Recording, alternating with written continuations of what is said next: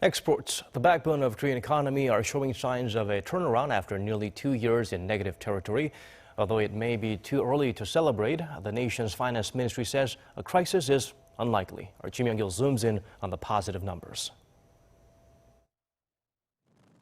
Korea's exports continued their upswing in the first 20 days of February, underscoring a recovery in the country's outbound shipments.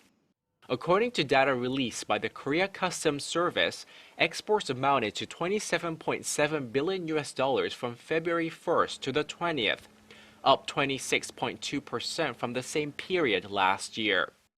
The increase was led by a 51.5% gain in exports of semiconductors, a 64.5% surge in petroleum products, and a 30.4% rise in auto exports.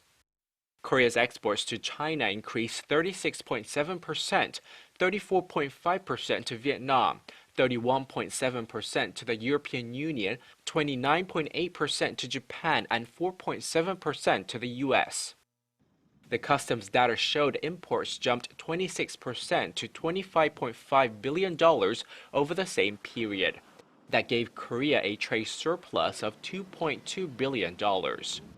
Korea's exports had been on a downward slide for the last 2 years, but jumped by 2.5% in November from the year before, and went on to increase 6.4% in December and 11.2% in January.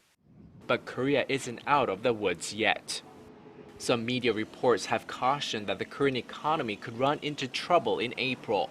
Korea's finance ministry has said, however, that it's unlikely the country will fall into an economic crisis in the coming months, despite rising concerns over increased currency volatility and firms that are undergoing corporate restructuring.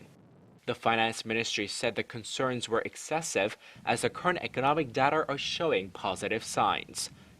Ji Myung-kil, Arirang News.